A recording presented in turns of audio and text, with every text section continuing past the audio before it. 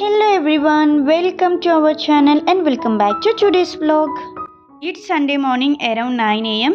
ఈ వీడియో అంతా కూడా నా సండే రొటీన్ ఎలా ఉంటుందో మీకు చూపిస్తున్నా. Every Sunday I have a break and rest in morning times. So every Sunday శ్రీ అయితే మార్నింగ్ లేచి బ్రేక్ఫాస్ట్ అది ప్రిపేర్ చేసేస్తారు. శ్రీ అండ్ కిడ్స్ 7:30కే లేచారు. I woke up at 8:30.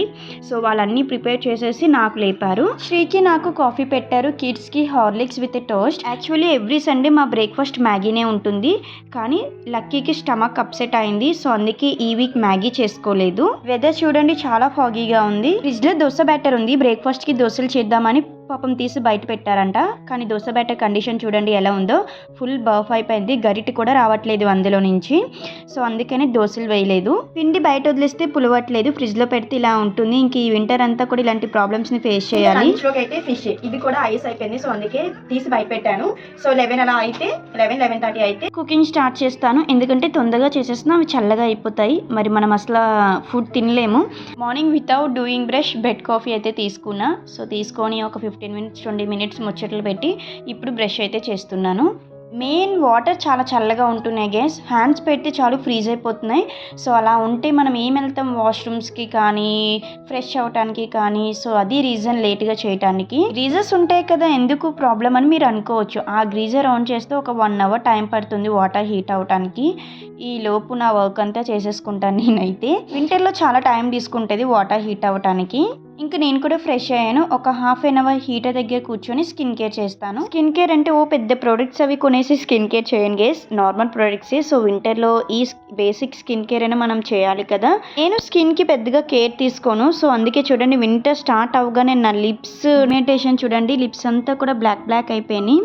అండ్ ఇంకా ఫేస్కి కూడా చిన్నగా పింపుల్స్ స్టార్ట్ అయినాయి, ఎందుకంటే మనం ఈ వింటర్లో ఎక్కువగా వాటర్ తీసుకోము కదా. హెయిర్కి ఎక్కువగా కేర్ తీసుకుంటాను, అందుకే నా హెయిర్ ఇలా ఉంది చూడండి, మొత్తం ముడిపోయింది. ఢిల్లీ వచ్చాక హెయిర్ ఫాల్ చాలా ఉంది ఇక్కడ పొల్యూషన్కి. హెయిర్ కేర్ తీసుకుని నాకే విసుగొచ్చేసింది, ఇంకా వదిలేసాను. అక్టోబర్లో హెయిర్ ట్రీట్మెంట్ కూడా తీసుకున్నాను. ఇక్కడ ఒక 4,000 లాస్ నాకైతే. ఇంకా విపరీతంగా హెయిర్ ఫాల్ అయిపోతుంది ఇప్పుడు. మెయిన్ నేను హెయిర్ స్ట్రైట్నింగ్ చేసుకొని నా హెయిర్ అంతా పాడు చేసుకున్నాను. సో మెయిన్ ఇంట్లో సండే స్పెషల్స్ ఏంటి, ఈ రోజు అయితే శ్రీ ఫిష్ తీసుకొని వచ్చారు. వాళ్ళకి మార్నింగ్ చూపించాను కదా. ఇంకా శ్రీ అయితే వాలీబాల్ టోర్నమెంట్ ఉందని చెప్పేసి బయటకు వెళ్ళారు. సో శ్రీ వచ్చేసరికి 1-2 అవుతుంది. సో నేను లేట్గా కుక్ చేస్తాను. సో కాసేపు హీటర్ దగ్గర కూర్చున్నా, బయట చాలా చల్లగా ఉంది. అండ్ మీకు చూపిస్తాను, విక్కీ లక్కీకి కూడా నేను నైట్ శ్రీ చెప్పల్స్ తీసుకొని వచ్చారు. సో అవి చూపిస్తాను బయట. విక్కీ లక్కీకి నేను చెప్పల్స్ తీసుకొని వచ్చారు కదా. సో ఇవే గాయ్స్, లక్కీకి హ్యాండ్ గ్లౌజెస్ క్యూట్ ఉన్నాయి కదా. అండ్ ఇవి లక్కీ చెప్పల్స్. సాక్సెస్ వేస్తుంటే తీసేస్తున్నారు, సో అందుకని చెప్పి ఇంకా ఈ చెప్పల్స్ అయితే తీసుకున్నారు. లాస్ట్ ఇయర్వి విక్కీ చెప్పల్స్ ఉన్నాయి, షూస్ ఉన్నాయి, చాలా బాగుంటాయి పాండా షూస్, కానీ అవి వేసుకోవట్లేదు. ఇవి వచ్చేసి విక్కీకి.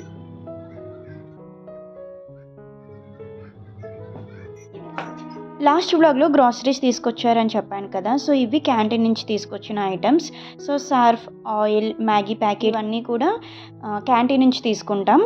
నాకు మంత్కి 4 to 5 ఆయిల్ ప్యాకెట్స్ అయితే అయిపోతాయి గైస్. సో మీరు ఎంత ఆయిల్ యూజ్ చేస్తారు 1 monthకి నాకు కామెంట్లో చెప్పండి. ఒక్కొక్కసారి తెలియకుంటేనే 6 liters ఆయిల్ కూడా యూజ్ చేసేస్తాను. ఒక్కొక్కసారి పిచ్చి వచ్చేస్తుంది గైస్, ఏంటి ఇంత ఆయిల్ ఎలా use చేసేస్తున్నానని.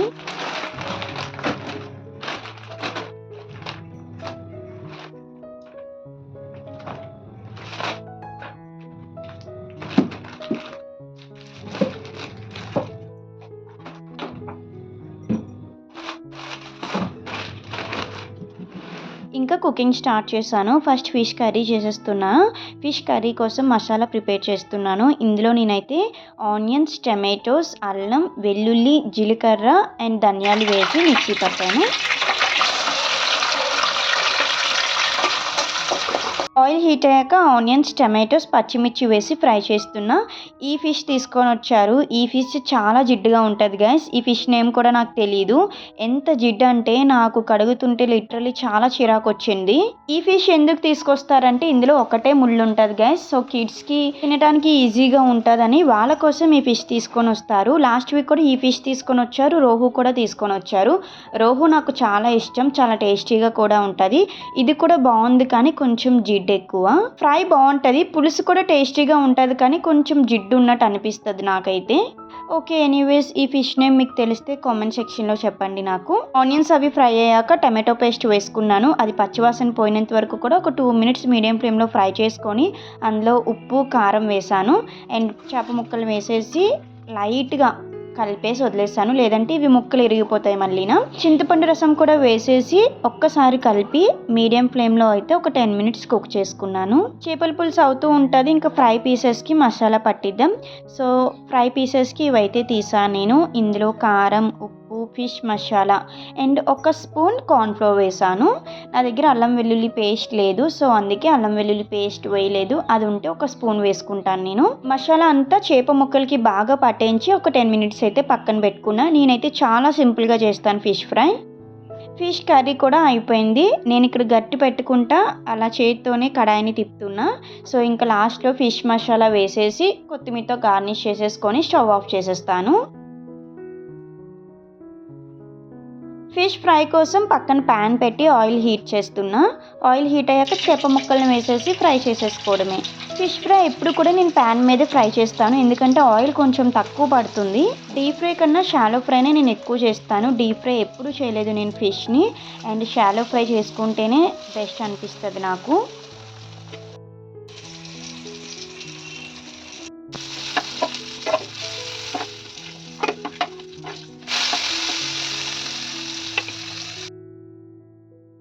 Fish curry and fry అయితే రెడీ గైస్. ఇంకా వేడిగా సర్వ్ చేసుకొని లంచ్ అయితే చేసేస్తాం.